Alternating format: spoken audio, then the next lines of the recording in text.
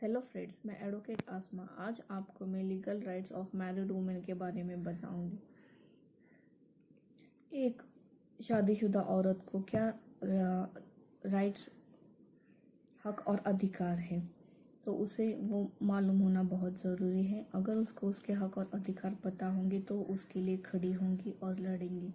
तो सबसे पहला है राइट टू स्त्रीधन। स्त्रीधन ये वो संपत्ति है जो उसे शादी में मिलती है, जो भी उसे गिफ्ट, ज्वेलरी, कपड़े, फर्नीचर, चाहे प्रॉपर्टी हो, जैसे व्हीकल्स हैं, 2 व्हीलर है, 4 व्हीलर है, या उसे घर मिला है या लैंड मिली है, इस पे उसका पूरा अधिकार है।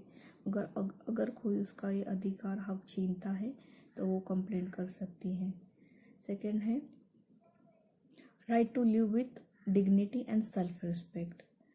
जो लाइफस्टाइल उसका हस्बैंड और उसके घर वाले जी रहे हैं, उसी लाइफस्टाइल से उसे जीने का पूरा अधिकार है। जो उसके हस्बैंड का जो स्टेटस है, जो इनकम लेवल है, तो वो स्टेटस से उसे जीने का पूरा अधिकार है। उसके बाद है राइट टू मेंटेनेंस। अगर वो उसका कोई इनकम सोर्स नहीं है तो उसके हस्बैंड को उसे फुल्ली फाइनेंशियली सपोर्ट करना चाहिए। उसके बीवी की देखभाल करनी चाहिए, बच्चों को जो भी ज़रूरती चीज़ें लगती हैं उसको उसके दिलानी चाहिए। और उसके हस्बैंड के बाद अगर अपने बच्चों का वो पालन पोषण नहीं कर सकती तो उसके हस्बैंड के घर वालों से वो मेंटेनेंस मांग सकती है। नेक्स्ट है right to live in marital home, यानी जो उसका पति का घर है, जहाँ उसका पति रह रहा है, वहाँ वो पूरे हक से रह सकती है। चाहे वो रेंटेड हो या उसके पति ने खरीदा हो, या वो जॉइंट हो, और उसके पति के चले जाने के बाद भी, यानी मृत्यु होने के बाद भी उसी घर में रह सकती है। अगर उसका किसी कारण डिवोर्स होता है तो जब तक वो खुद का रहने का इंतज़ाम नहीं करती तब तक उसी घर में रह सकती है। Next right to succession in property. जो प्रॉपर्टी में उसका पति का हक है, उसे भी उस प्रॉपर्टी में शेयर मिलने का और उसके बच्चों को पूरा हक है। चाहे वो भाड़े का घर हो या रेंटेड हाउस हो, या उसके पति ने खुद बनवाया हो, या वो जॉइंट फैमिली की प्रॉपर्टी हो। तो जब तक उसका पति है और उसके पति के बाद भी उसे उस प्रॉपर्टी में हक है, और उसके बच्चों को भी पूरा शेयर मिलना चाहिए। अगर वो दूसरी शादी करती है किसी कारण, तो उसके पहले हस्बैंड की प्रॉपर्टी उसे कोई नहीं छीन सकता, और उसको पहले हस्बैंड के भी प्रॉपर्टी में उसका शेयर है, और दूसरे हस्बैंड के प्रॉपर्टी में भी उससे और उसके बच्चों को, सभी बच्चों को उसमें शेयर मिल सकता है, चाहे वो पहले हस्बैंड के बच्चे हो या दूसरे हस्बैंड के हों। Next right to claim child custody. अगर किसी कारण उसके पति से या उसके पति के घर वालों से उसकी नहीं बनती, और वो उसके पति के घर में नहीं, अलग रह रही है, तो अगर उसका बच्चा 5 साल से छोटा, तो उसे उसके बच्चे का कस्टडी क्लेम करने का पूरा अधिकार है। वो बच्चा उसके माँ के साथ ही रहेगा।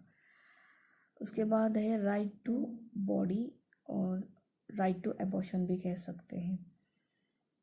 हर किसी को फिट और हेल्दी रहने का अधिकार है। अगर किसी कारण वो एबॉर्शन करना चाहती है तो उसे ज़रूरी नहीं है कि वो उसके हस्बैंड या उनके घर वालों की परमिशन ले।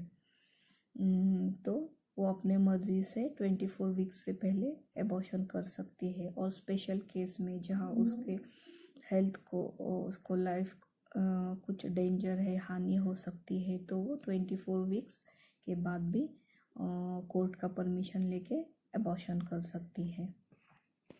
और लास्ट है right to report domestic violence, dowry and harassment.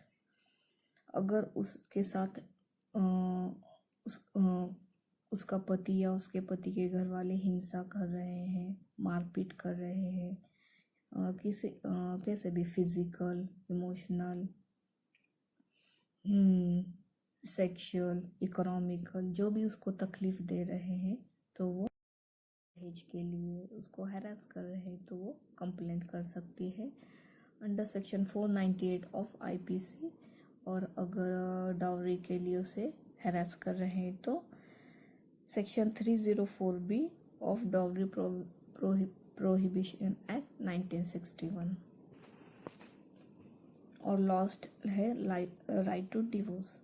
अगर उसे अपने पति के साथ नहीं रहना, अगर उसका पति उसे धोखा दे रहा है, किसी और के साथ अफेयर कर रहा है या दूसरी शादी उसे बिना बताए उसने बनाई है, या किसी कारण से वो मारपीट करता है, उसे तकलीफ़ देता है, तो उसे डिवोर्स लेने का पूरा अधिकार है और वो डिवोर्स फाइल करके उसके पति के पास से डिवोर्स ले सकती है। ये सब राइट एक लीगल राइट्स है मैरिड वुमन के, और इसे पूरा जानने का आपको पूरा अधिकार है और आपके हक के लिए खड़े होने का भी पूरा अधिकार है। और कुछ जानकारी चाहिए तो आप कमेंट बॉक्स में बता सकती है। वीडियो देखने के लिए थैंक यू।